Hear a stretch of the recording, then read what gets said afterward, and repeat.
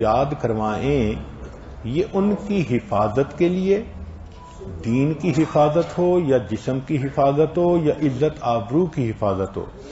یہ اکثیر عمل ہے۔ تو ہر ماں کو چاہیے کہ وہ مسنون دعائیں خود بھی یاد کرے، بچوں کو بھی یاد کروائے،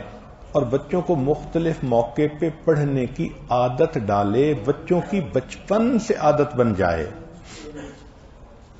چند اعمال جو اکثر عامل لوگ بتاتے ہیں یا جس کی وجہ سے عامل لوگ الٹا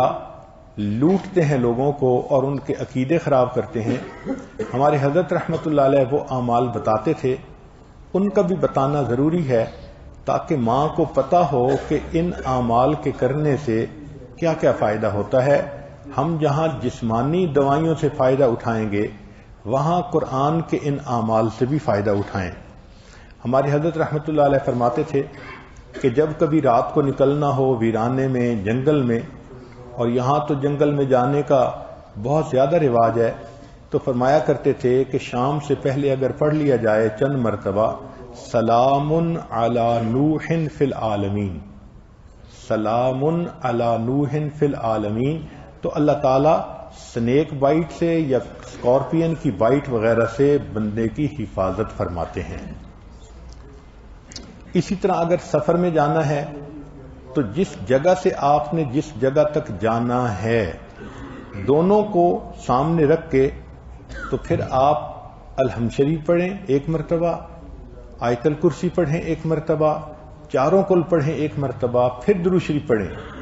اور ان دونوں پوائنٹس کا خیال رکھ کے اگر اس کے گرد ایک دائرہ بنا دیں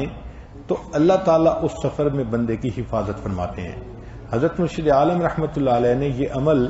اس عاجز کو تہجد کے وقت بتایا، اور یہ بھی فرمایا کہ میں نے یہ عمل اپنے بعض جو قریبی تھے، لوگ موتا تھے، فوت ہو چکے تھے، ان کو کیا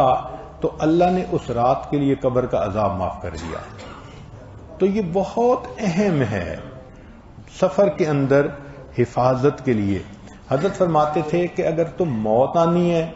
تو موت کو تو کوئی ٹال نہیں سکتا، موت کے علاوہ کوئی بھی مصیبت پریشانی ہوگی اللہ فرشتوں کے ذریعے سے اس سے محفوظ فرما دیں گے، چوری سے، جسمانی نقصان سے انسان کی حفاظت ہو جاتی ہے۔ پھر ایک عمل ہے کہ دشمن کا خوف۔ فرض کرو بچے کو کسی بندے سے ڈر لگتا ہے، یا آپ سفر میں جا رہی ہیں اور آپ نے ایئرپورٹ سے جانا ہے تو کئی مرتبہ پولیس کا ڈر اور امیگریشن کا ڈر، کسٹم کا ڈر، یہ یا کسی حاکم کا ڈر، تو کسی بھی بندے کا ڈر اگر ہو تو ہمارے حضرت رحمۃ اللہ فرماتے تھے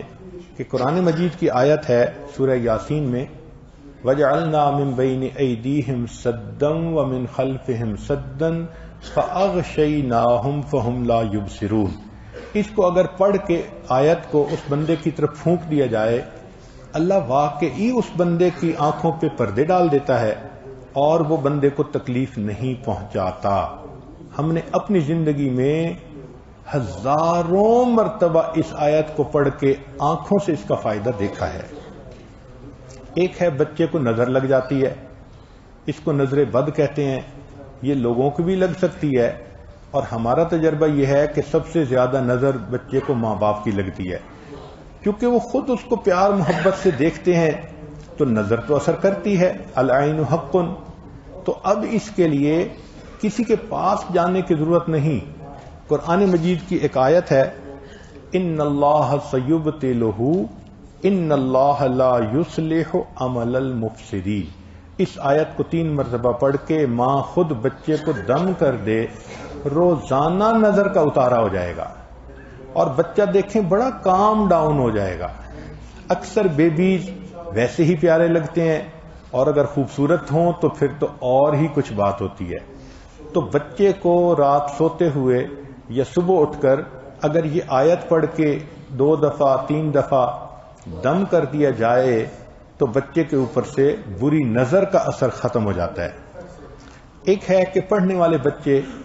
اسکول میں اچھا پرفارم کریں، اچھے نمبر لیں، گریڈ اچھے لیں، ان کو جو چیزیں یاد کریں وہ یاد ہو جائیں. اس کے لیے قرآن مجید میں الم نشرح لک صدرک ایک سورت ہے، وہ بچے کو یاد کروا دیں اگر بچہ اس عمر کا ہے. اور وہ بچہ پڑھنے سے پہلے، اسٹڈی کرنے سے پہلے، چاہے کلاس میں ہو، چاہے ٹیوشن میں ہو، چاہے ہوم ورک کر رہا ہو، الم نشرح لک صدرک سورت کو پڑھ کے اپنے سینے پہ ایک دفعہ پھونک دے. ہم نے دیکھا ہے کہ بچے کی یادداشت میں بہت امیزنگ فرق آ جاتا ہے. ہم یہ عمل عام طور پر ان بچیوں کو بتاتے ہیں جو حافظ بن رہے ہوتے ہیں، ان کو میمورائزیشن میں پرابلم ہوتی ہے،